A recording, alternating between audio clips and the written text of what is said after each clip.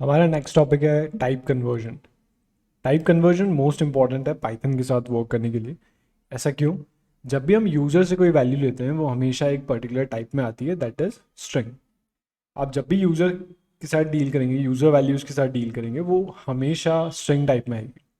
सो अगर मुझे कोई कैलकुलेशन उस पर परफॉर्म करना है, किसी टाइप के नंबर पे कोई कैलकुलेशन परफॉर्म करना है, तो मुझे उसे कन्वर्ट करना पड़ेगा किसी पर्टिकुलर टाइप में। वही मैं आज देखने वाला हूँ। टाइप कन्वर्जन एक टाइप को दूसरे टाइप में कन्वर्ट करता है, एक डेटा टाइप को दूसरी डेटा टाइप में कन्वर्ट करता है। जैसे अगर मैं यहाँ पर लिखता हूँ एक स्ट्रिंग और एक कैरेक्टर, उसे अगर मैं ऐड करूँ 10 के साथ, तो क्या होगा? 10 जो है वो इंटीजर क्लास का ऑब्जेक्ट है और ए जो है वो स्ट्रिंग क्लास का ऑब्जेक्ट है। ओके, तो अगर मैं इसको चलाऊंगा तो ये मुझे एरर दे देगा। एरर बोलेगा कि ये दोनों चीज़ें ऐड नहीं हो सकती। ओके, कॉन्कैटिनेशन मतलब अगर स्ट्रिंग्स को आप जोड़ते हैं तो उसे कॉन्कैटिनेशन बोलते हैं। सो ये चीज़ वर्क नहीं करेगी। दो अलग अलग टाइप की वैल्यू आपस में कोई कैलकुलेशन नहीं कर सकती। ठीक है, तो हमें क्या करना पड़ेगा, उनमें से एक वैल्यू को कन्वर्ट करके सिमिलर में लाना पड़ेगा। ओके, ये चीज़ हम लोग कैसे करेंगे? तो हम एक काम करते हैं, सबसे पहले तो हम नॉर्मल वेरिएबल में चलते हैं। सो अगर मैं एक वेरिएबल डिक्लेयर करता हूँ that is a is equals to 10.5। ये वेरिएबल कैसा है आप इसे प्रिंट करवा के देख सकते हैं। अगर मैं लिखता हूँ टाइप ऑफ ए, तो ये मुझे टाइप देगा फ्लोट।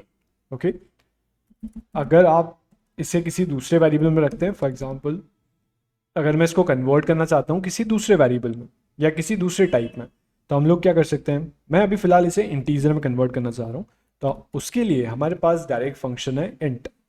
इंट में आप जो भी वैल्यू पास करेंगे वो इंटीजर में कन्वर्ट हो जाएगा।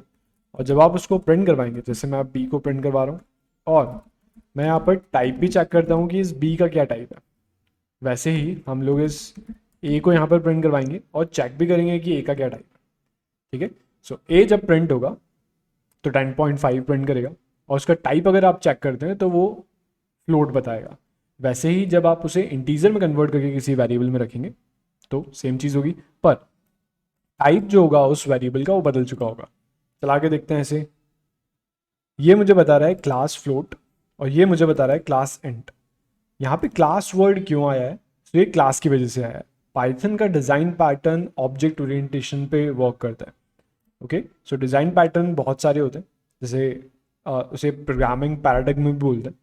सो आप उसे बोल सकते हैं प्रोग्रामिंग की कैटेगरी, जैसे फंक्शनल प्रोग्रामिंग, सी जब हम लोग पढ़ते थे तो फंक्शनल प्रोग्रामिंग उसे बोलते हैं।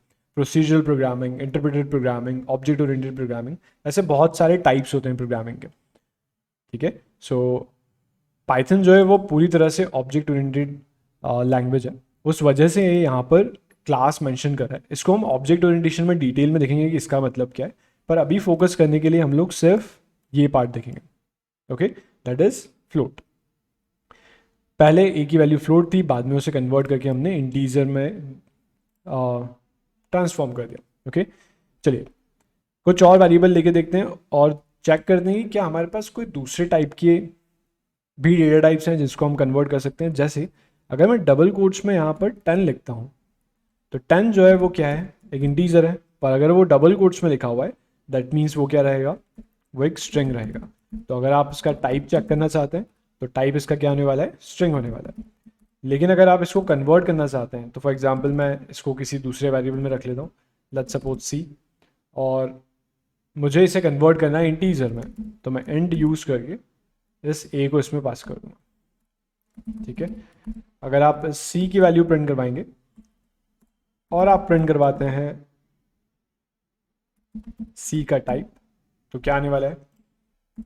आप सोच करके देखिए। ए जो है वो एक स्ट्रिंग है। ठीक है, ये स्ट्रिंग आप टाइप, इसका टाइप चेक करेंगे तो वो क्लास str बताएगा। जब आप इसको इंटीजर में कन्वर्ट करेंगे तो उसका टाइप बदल चुका होगा और वो सी में असाइन हो जाएगा। दैट मीन्स इस बार सी 10 प्रिंट करेगा। साथ में अगर आप उसका टाइप चेक करते हैं तो वो आपको इंट बताएगा। चलाएं इसे, ऐसा कुछ आउटपुट आ रहा है। पहले str था, फिर इंटीजर हो गया। सो इसे बोलते हैं टाइप कन्वर्जन। कुछ और एग्जांपल्स देख के देखते हैं। जैसे अगर मैं डेसिमल वैल्यूज़ पे वर्क कर रहा हूँ तो प्रोग्रामिंग में उन्हें फ्लोट वैल्यूज़ कहा जाता है। तो अगर मैं यहाँ पर एक वेरिएबल लेता हूँ फॉर एग्जांपल 10, और इस वेरिएबल को अगर हम प्रिंट करवा के देखें,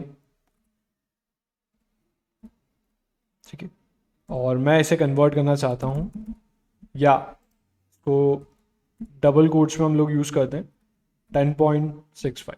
ओके, सो ये एक स्ट्रिंग वैल्यू है। अगर आप इसका टाइप चेक करेंगे तो ऑब्वियसली ये एक स्ट्रिंग है, लेकिन अगर मैं इसको कन्वर्ट करके किसी और वेरिएबल में ले लूँ, लेकिन मेक श्योर कि ये क्या हो, एक फ्लोट वैल्यू। फ्लोट मैंने एक्स पास कर दिया, एक्स कन्वर्ट हो जाएगा फ्लोट वैल्यू में और वो वाई में असाइन हो जाएगा।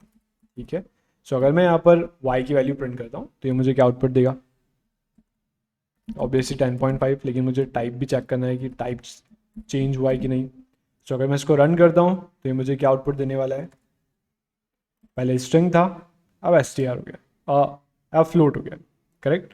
सो इस तरह से हम टाइम कन्वर्जन करते हैं, और ये बहुत ज़रूरी है क्योंकि कई बार ऐसा हमारे पास कंडीशंस आएंगी जिसमें हम लोग ऑपरेशन दो अलग अलग टाइप पे परफॉर्म नहीं कर पाएंगे, और वो होते भी नहीं है, क्योंकि अगर वो दोनों का ही स्ट्रक्चर अलग है तो आप उसको मर्ज नहीं कर पाएंगे। करेक्ट। सो ये इस तरह से वर्क करेगा। ठीक है, हम दो अलग अलग स्कीमा की डेटाबेसेस को मर्ज नहीं कर सकते, तरीके होते हैं, बट एक साथ ऑपरेशन उसमें परफॉर्म नहीं कर सकते। हमें उसे एक फॉर्मेट में ज़रूर लाना पड़ेगा। अगर मेरा डिस्ट्रीब्यूटेड डेटा रखा हुआ है हर जगह, तो हमें उसको एक फॉर्मेटेड, एक सेंट्रलाइज लोकेशन पे लाना पड़ेगा, या उसको सिमिलर स्कीमा में कन्वर्ट करना पड़ेगा, तब हमारे ऑपरेशंस ईजी हो जाएंगे।